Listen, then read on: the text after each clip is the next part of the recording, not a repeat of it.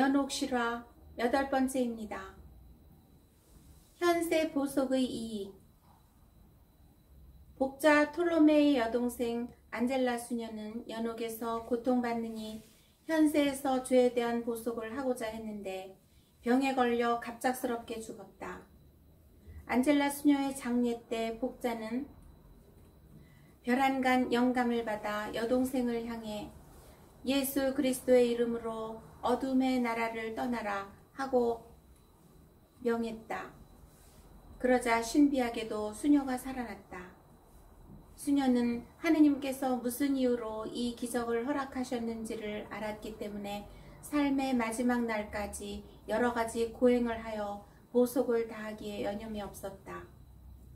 너무 잔인하게 몸을 혹사시키는 것이 아니냐는 비난을 받으면 다음과 같이 말하며 고행을 멈추지 않았다.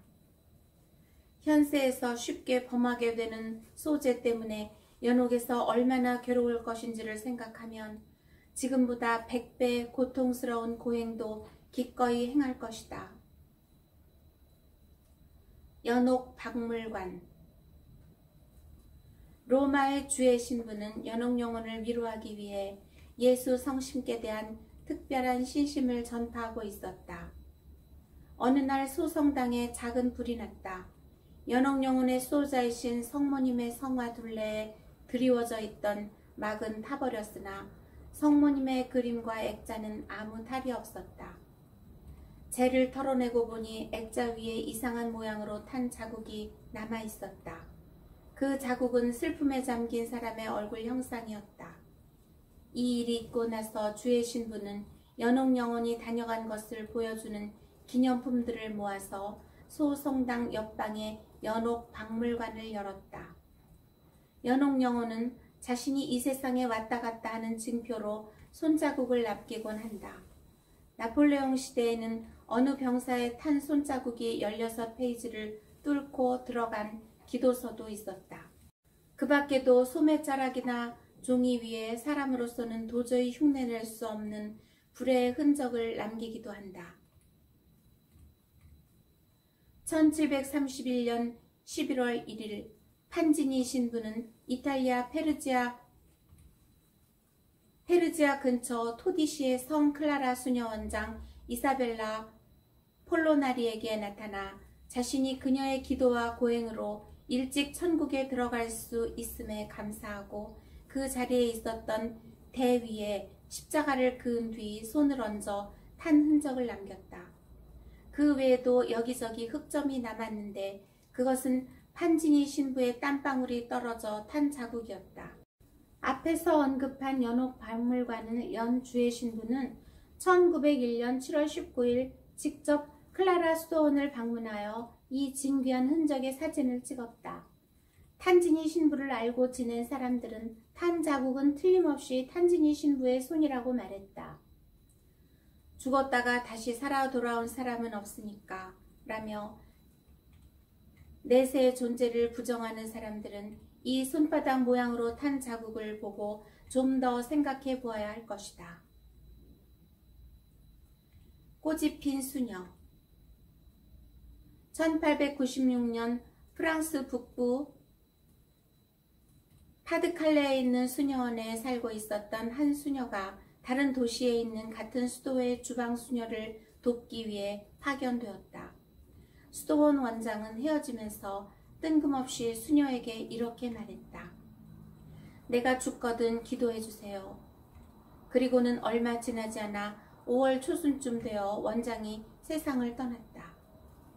시간이 흘러 6월 26일이 되었을 때 이 수녀는 소매를 걷어올리고 지하실로 내려가서 음료가 든 통 앞으로 몸을 굽히다가 계단 아래로 수녀로 보이는 어떤 사람을 볼 수 있었다. 그러나 수녀는 별로 신경 쓰지 않았다. 그런데 갑자기 누군가가 수녀의 팔을 꼬집는 것이었다. 그리고 바로 2달 전에 죽은 원장의 목소리가 들렸다. 저는 지금 고통받고 있습니다. 저를 위해 기도해 주세요. 수녀는 그 자리에 쓰러져 버렸다. 다른 수녀들이 지하실에서 무슨 사고가 생겼는가 하고 놀라 지하실로 내려왔다. 얼마 동안 수녀는 눈물만 흘리며 말 한마디 하지 못하다가 잠시 후 자기 팔을 보이며 이렇게 말했다. 꽃이 폈어요. 팔 위쪽에는 5손가락 자국이 선명하게 나 있었고 벌써 벌겋게 물집이 생겨 있었다. 릴시 의사 타송은 수녀의 팔 사진을 찍었다. 시간이 흐르자 이 상처는 화상으로 인한 상처가 낫는 것과 비슷하게 나아갔다. 어느 귀족의 영혼을 구하기 위하여 16세기 도미니코회의 수녀였던 리치의 성녀 가타리나는 죄인의 회개와 연옥 영혼의 위로에 대한 분발심이 대단했다. 연옥 영혼을 위해서라면 대신 고통받기를 청할 만큼 동정심이 깊었다. 하느님께서는 때때로 당신의 자비하심으로 성녀 가타리나의 기도를 굽어 살펴 허락하셨다. 성녀는 어떤 귀족을 위하여 기도와 고행을 바쳤고 그 덕으로 이 귀족은 죽기 전에 회개하고 큰 고통 없이 삶을 마친 뒤 연옥으로 갔다. 성녀 가타리나는 묵상 때에 이 귀족의 불쌍한 모습을 보고 그 대신 보속하기를 청했다. 그랬더니 즉시 기묘한 병에 걸려 40일 동안 고통이 멈추지 않았다. 성녀의 몸에는 여러 개의 물집이 생겨 불 위에 올려놓은 것처럼 끓고 있었다. 그 때문에 성녀가 누워있는 방 안이 뜨거워져서 방 안에 오랫동안 앉아있을 수조차 없을 정도였다. 살은 불에 탄 것 같았고 혀는 새빨갛게 단 쇠붙이 같았다.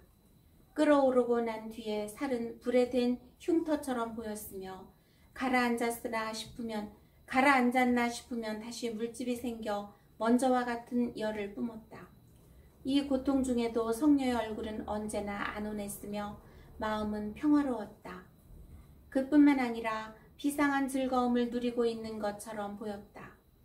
의사는 이것은 희귀한 병으로 의학적인 치료는 아무 효과도 없는 쓸데없는 짓이라면서 물집에 생긴 자리를 물로 잘 씻는 정도의 치료밖에는 할 수 없다고 했다. 이 치료법은 고통만 더할 뿐이지만 성녀는 순명으로 즐겁게 행했다. 그리고 마음으로 느끼는 만족감은 겸손을 위해 조심하여 감추고 있었다. 때때로 10분 또는 20분 동안은 고통이 이루 말할 수 없을 만큼 극심하여 아이의 불 속에 있는 것 같았다. 사랑 깊으신 하느님께 그렇게 지독한 고통을 청해서는 안 됩니다. 사람들이 이렇게 말할 때마다 성녀는 대답했다. 부디 용서하십시오. 하느님께서는 연옥 영혼을 몹시 사랑하시어 그를 천국에 들여놓기를 가장 바라십니다. 그러니 우리는 즐거운 마음으로 고통을 견뎌야 합니다. 40일이 지나자 성녀의 몸은 전과 같이 되었다. 귀족의 친척이 수녀에게 귀족의 영혼은 지금 어떻게 되었냐고 묻자 성녀는 이렇게 대답했다. 안심하십시오. 지금은 천국에 있습니다. 이 이야기로 연옥불이 얼마나 괴로운 것인지 어느 정도는 상상할 수 있으리라 생각한다. 다음 주에 계속됩니다.